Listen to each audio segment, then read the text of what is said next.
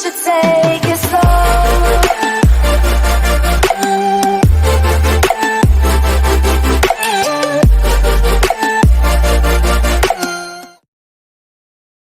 제게는 가슴으로 낳은 3살짜리 딸이 있습니다.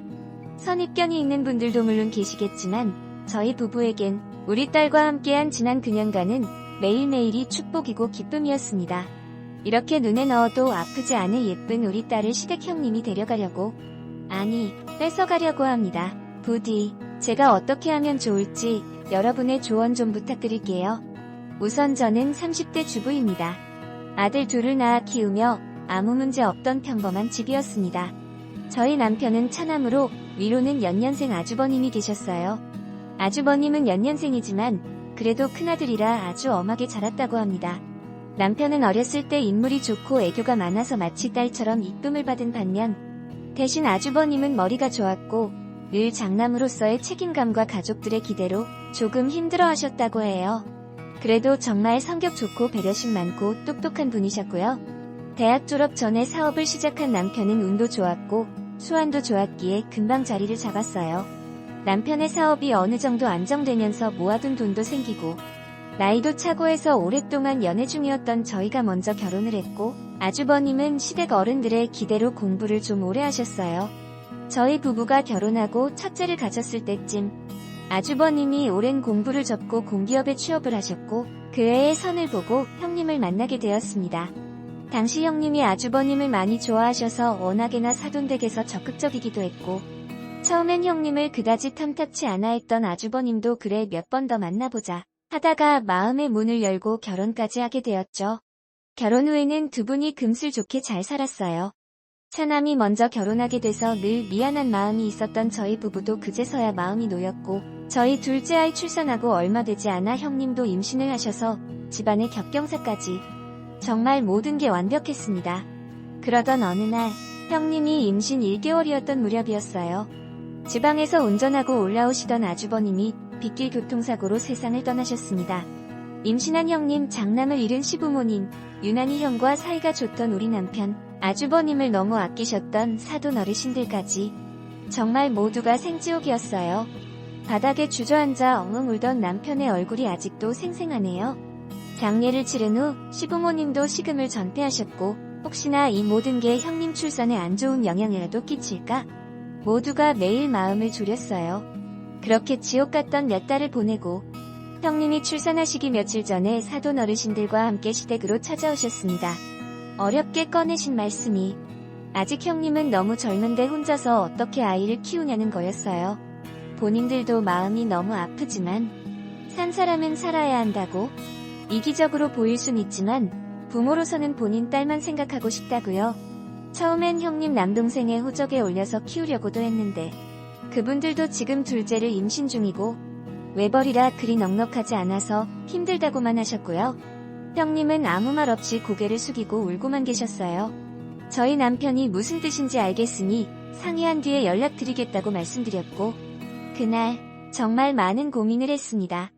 시부모님은 너희들이 부담 갖지 말라고 하셨고 신랑도 당신이 싫으면 어쩔 수 없는 일이라고 했지만 아무도 책임을 지지 않는다면 곧 태어날 아이의 인생은 어떻게 하나요?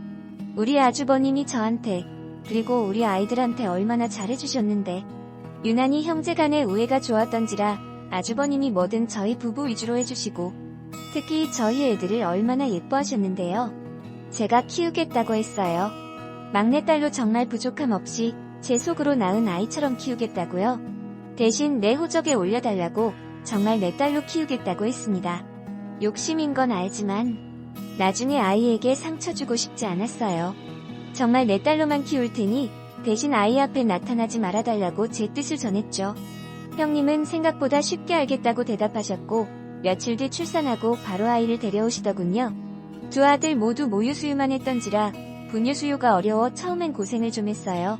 돌쟁이 작은 녀석은 엄마를 뺏겨서인지 매일 울고불고 했지만 큰 녀석이 의젓하게 여동생이라고 예뻐하고 좋아해줘서 힘이 됐습니다. 아가는 유난히 잔병치레가 않았어요.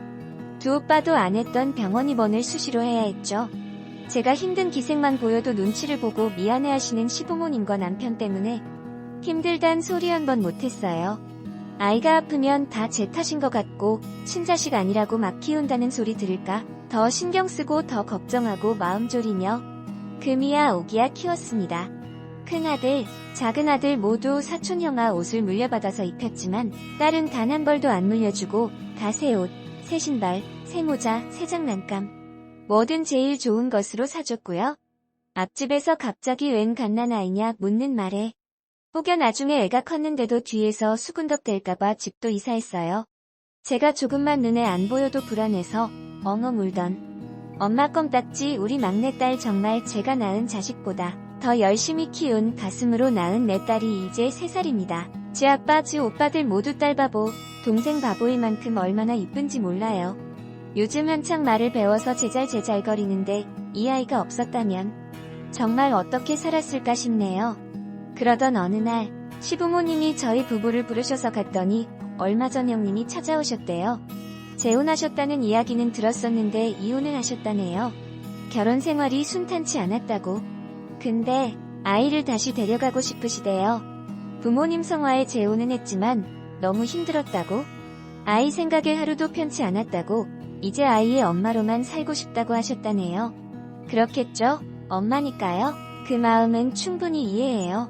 근데 아이를 달라니요. 이제 제 딸인데요. 신랑도 말도 안 된다고 못 보낸다고 난리였습니다.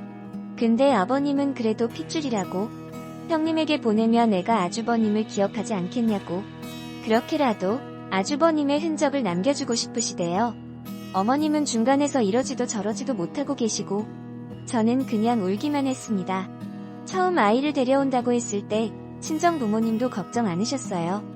몸도 약한 제가 아들 둘 낳고 키우면서 살도 너무 많이 빠지고 힘들어 했었는데 이젠 피도 안 섞인 갓난쟁이를 데려다 키운다고 하니 엄마 아빠는 잠도 못 주무셨어요.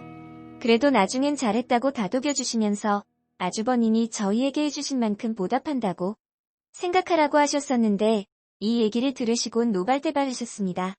우리 딸이 힘들게 잠 못 자고 밥 못 먹고 키웠더니 아기를 돌려달라는 게 말이 되냐고 물에서 건져냈더니 보따리 내놓으라는 거냐며 이런 경우가 어디 있냐면서요. 일이 이 지경까지 오게 돼서 정말 죄송하다고 남편이 저희 부모님한테 싹싹 빌면서 겨우 진정시켰어요. 에휴, 또 어떻게 어른들 얘기를 들었는지 큰아이는 막내 동생 어디 가냐고 가지 말라고 하루 종일 옵니다. 형님과 사돈 어르신들이 저희 집까지 찾아오셔서는 미안하다고 정말 미안하다고 근데 그래도 핏줄인 걸 어떡하냐고 이제 호적 정리하고 아이는 그만 보내달라면서 은혜는 잊지 않겠다고 하네요. 낯가림이 심한 우리 막내. 그분들이 집에만 들어와도 엉엉 우는데 이런 제 딸을 어떻게 보내나요? 저는 대체 어떻게 해야 될까요? 마음을 추스르고 추스려봐도 도저히 아이 없이 살 자신 없어요. 솔직히 앞으로 자라날 아이의 행복을 위해서라도 저희 곁에 있는 게 아이에게 더 좋은 환경이라고 생각해요. 이런 제가 이기적인 걸까요? 에휴, 근데 이러다가 나중에 어른들 때문에 아이가 이 사실을 다 알게 되고 그때 가서 친엄마를 찾으면 어떡하죠? 혹시라도 내 딸이 어른들 때문에 상처를 받을까 너무 겁이 나고 두렵습니다. 이 상황에서 제가 어떻게 하면 좋을까요? 어떻게 해야 모두가 행복해질 수 있을까요? 어디 가서 말도 못하고 너무 답답하고 괴로운 마음에 이렇게 사연을 남깁니다. 부디 조언 좀 부탁드릴게요. 사연 들어주셔서 감사합니다.